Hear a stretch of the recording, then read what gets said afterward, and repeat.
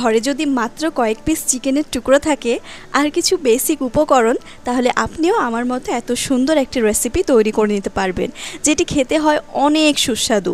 তাহলে দেখুন, রেসিপিটি তৈরি করার জন্য এখানে পরিমাণ মতো মসুর ডাল 1 ঘন্টা পানিতে ভিজিয়ে রেখেছিলাম এবং ভালোভাবে পরিষ্কার করে ধুয়ে পানি ঝরিয়ে নিয়েছি। এখন আমি ডালগুলো বেটে নেব, তার জন্য গ্রাইন্ডার জারে দিয়ে দিচ্ছি। এখানে মসুর ডালের পরিবর্তে আপনারা পছন্দ মতো যে কোনো ডাল ব্যবহার করতে পারেন। আর দিয়ে দিচ্ছি কয়েক পিস চিকেনের টুকরো, আর দিয়ে দিচ্ছি হাফ কাপ সুইট কর্ন। এটি আমার কাছে অ্যাভেলেবেল ছিল তাই আমি দিলাম, আপনাদের কাছে না থাকলে স্কিপ করতে পারেন। এখানে নিয়েছি আদা, রসুন এবং কাঁচা লঙ্কা। ঝালটা আপনারা ইচ্ছে অনুযায়ী দিয়ে দেবেন। এখন আমি এগুলোর মধ্যে অ্যাড করে দিচ্ছি আর দিয়ে দিচ্ছি একটি ব্রেড। এখানে একটি স্লাইস ব্রেড আমি টুকরো করে দিয়ে দিলাম। ব্রেড দেওয়ার ফলে চিকেনের ময়েশ্চার অ্যাবসর্ব হবে এবং ভালোভাবে বাইন্ড করা যাবে। তো এগুলো আমি পানি ছাড়া ভালোভাবে ব্লেন্ড করে নিলাম। দেখুন, এখন এই মিক্সচারটি আমি একটি বোলের মধ্যে নিয়ে নিলাম। এখন এতে অ্যাড করে দিচ্ছি স্বাদ মতো লবণ, দিয়ে দিচ্ছি হলুদ গুঁড়ো, দিয়ে দিচ্ছি ভাজা জিরে গুঁড়ো, ধনিয়া গুঁড়ো, গোলমরিচ গুঁড়ো, চাট মশলা দিয়ে দিচ্ছি 1 চামচ, আর দিয়ে দিচ্ছি 1 চামচ গরম মশলা গুঁড়ো। এখানে পছন্দ মতো কিছু সবজি নিয়েছি, গাজর কুচি, ক্যাপসিকাম কুচি, পেঁয়াজ কুচি এবং ধনিয়া পাতা কুচি।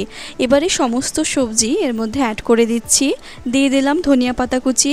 এবারে সমস্ত কিছু ভালো করে হাত দিয়ে মেখে নিচ্ছি। ঘরে যে সমস্ত সবজি অ্যাভেলেবেল থাকবে অথবা যেগুলো আপনার খুব পছন্দ সেগুলি দিয়ে কিন্তু তৈরি করতে পারেন।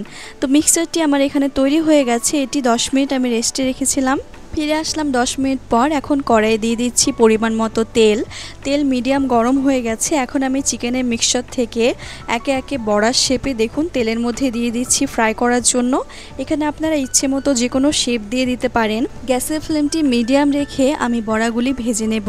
হাই হিটে দিয়ে ভাজলে ওপর ভাজা হয়ে যাবে এবং ভেতর কাঁচা থাকবে, তো খেতে একদমই ভালো লাগবে না। তো দেখুন, বড়াগুলি আমার সমস্ত দেওয়া হয়ে গেছে। এখন গ্যাসের ফ্লেমটি মিডিয়াম করে আমি এগুলি ভেজে নেব। বড়াগুলি এখন আমি একে একে উল্টিয়ে দিচ্ছি। একদিক ভাজা হয়ে গেছে, আমি অপর দিক ভেজে নেব, তার জন্য চামচের সাহায্যে একে একে উল্টিয়ে দিচ্ছি। দেখুন, মিডিয়াম আঁচে 10 থেকে 12 মিনিট ভাজার পরে বড়াগুলি এখানে আমার পুরোপুরি তৈরি হয়ে গেছে। আমি তেল থেকে তুলে নিচ্ছি। আর দেখুন, কোনো রকম ফুড কালার ছাড়াই কত সুন্দর কালার এসেছে বড়াগুলির। ওপরটা একদম ক্রিস্পিভাবে তৈরি হয়েছে আর ভীষণ সুস্বাদু হয়েছিল। তো এখন আমি এগুলি পরিবেশন করে নিচ্ছি। তৈরি হয়ে গেল চিকেন এবং মসুর ডালের দারুণ সুস্বাদু এই বড়া। গরম গরম টমেটো সস দিয়ে খেতে ভীষণ ভালো লাগছিল।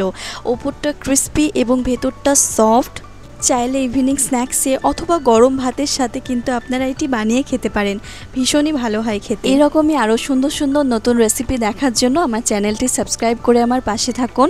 আর রেসিপিটি ভালো লেগে থাকলে একটি লাইক করে দেবেন। আমি আবারও ফিরে আসবো নতুন একটি রেসিপি নিয়ে ইনশাআল্লাহ। সবাই খুব ভালো থাকবেন, সুস্থ থাকবেন। ভিডিওটি দেখার জন্য অনেক ধন্যবাদ। আসসালামু আলাইকুম।